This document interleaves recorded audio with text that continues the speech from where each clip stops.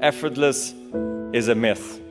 I mean it. I say that as someone who has heard that word a lot. Effortless. People would say my play was effortless. Most of the time, they meant it as a compliment. But it used to frustrate me when they would say he barely broke a sweat. Or he's even trying. The truth is, I had to work very hard to make it look easy. I spent years whining, swearing, throwing my racket before I learned to keep my cool. The wake-up call came early in my career when an opponent at the Italian Open publicly questioned my mental discipline. He said, "Roger will be the favorite for the first 2 hours, then I'll be the favorite after that." I was puzzled at first, but eventually I realized what he was trying to say. Everybody can play well the first 2 hours. You're fit, you're fast, you're clear, and after 2 hours, your legs get wobbly, your mind starts wandering, and your discipline starts to fade. It made me understand I have so much work ahead of me, and I'm ready to go on this journey. I get it. My parents, my coaches, my fitness coach, everyone had been calling me out. And now even my rivals were doing it. Players, thank you. I'm eternally grateful for what you did because you made me work harder. So I started to train harder, a lot harder actually. But then I realized winning effortlessly is the ultimate achievement. I got that reputation because my warm-ups at the tournaments were so casual that people didn't think I'd been training hard. But I had been working hard before the tournament when nobody was watching. I didn't get where I got on pure talent alone. I got there by trying to outwork my opponents. I believed in myself, but belief in yourself has to be earned. There was a moment in 2003 when my self-belief really kicked in. I was at the ATP finals where only the best 8 players qualify, and I beat some of the top players I really admired by aiming right at their strength. Before, I would run away from their strength. If a guy had a strong forehand, I would try to hit his backhand. But now, I would try to go after his forehand. I tried to beat the baseliners from the baseline. I tried to beat the attackers by attacking. I tried to beat the net rushers from the net. I took a chance by doing that. So why did I do it? To amplify my game and expand my options. You need a whole arsenal of strength. So if one of them breaks down, you've got something left. When your game is clicking like that, winning is easy, relatively. Then there are days when you just feel broken. Your back hurts, your knee hurts, I had that a lot. Maybe you're a little sick or scared, but you still find a way to win. And those are the victories we can be most proud of. Because they prove that you can win not just when you're at your best, but especially when you aren't.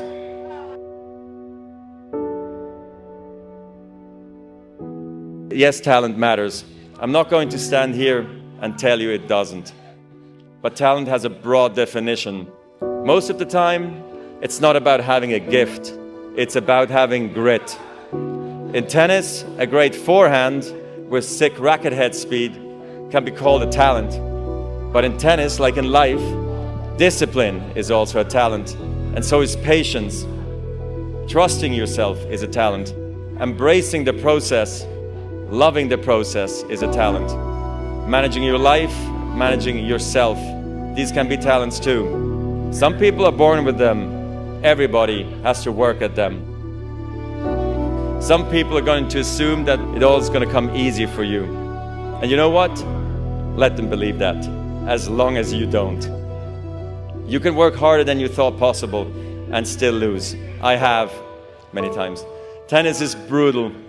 There's no getting around the fact that every tournament ends the same way. One player gets a trophy, every other player gets back on a plane, stares out of the window, and thinks, how the hell did I miss that shot? I tried not to lose, but I did lose, sometimes big.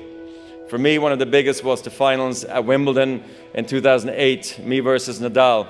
Some call it the greatest match of all time. Okay, all respect to Rafa, but I think it would have been way better if I had won.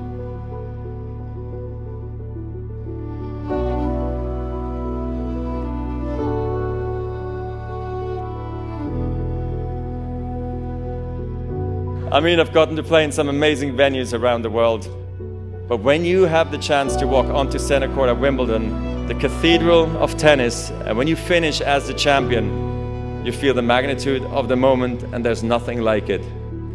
In 2008, I was going for a record 6th consecutive title. I was playing for history. I'm not going to walk you through the match point by point. If we did, we would be here for hours, almost 5 hours to be exact. There were rain delays. The sun went down. Rafa won 2 sets. I won the next 2 sets in tie breaks. And we found ourselves at 7-all in the 5th. I understand why people focus on the end. The final minute is so dark I could barely see the chalk on the grass. But looking back, I feel like I lost at the very first point of the match. I looked across the net and I saw a guy who just a few weeks earlier crushed me in straight sets at the French Open. And I thought, this guy is maybe hungrier than I am. And he's finally got my number. It took me until the 3rd set before I remembered, hey buddy, you're the 5-time defending champion and you're on grass, by the way. You know how to do this. But I came too late and Rafa won, and it was well deserved. Some defeats hurt more than others. I knew I would never get another shot at 6 in a row. I lost Wimbledon, I lost my #1 ranking, and suddenly people said, he had a great run. Is this the changing of the guard? But I knew what I had to do.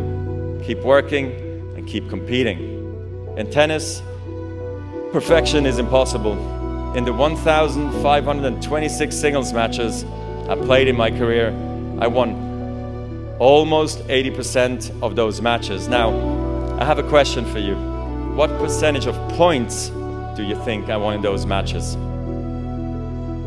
Only 54%. In other words, even top-ranked tennis players win barely more than half of the points they play. When you lose every second point on average, you learn not to dwell on every shot. You teach yourself to think, okay, I double faulted, it's only a point. Okay, I came to the net and I got passed again, it's only a point. Even a great shot, an overhead backhand smash that ends up on ESPN's top 10 playlist, that too is just a point. So here's why I'm telling you this. When you're playing a point, it has to be the most important thing in the world, and it is. But when it's behind you, it's behind you. This mindset is really crucial because it frees you to fully commit to the next point and the next point after that, with intensity, clarity, and focus. The truth is, whatever game you play in life, sometimes you're going to lose. A point, a match, a season, a job. It's a roller coaster with many ups and downs. And it's natural when you're down to doubt yourself and to feel sorry for yourself. And by the way, your opponents have self-doubt too. Don't ever forget that. But negative energy is wasted energy. You want to become a master at overcoming hard moments. That is, to me, the sign of a champion. The best in the world are not the best because they win every point. It's because they know they'll lose again and again and have learned how to deal with it. You accept it, cry it out if you need to, and then force a smile. You move on, be relentless, adapt and grow, work harder, work smarter. Remember, work smarter. How exactly do we measure greatness? By the number of titles? The number of Grand Slams? Perhaps. But there are certain things that numbers can't convey. The beauty he instilled in the discipline, enriching and perfecting his game year after year. His grace and elegance on and off the court, which made him one of the most revered athletes of our time. Numbers will never fully encompass the extent of his legend, continually growing, nor the breadth of his legacy perpetually inspiring. For his is a greatness that can never be measured.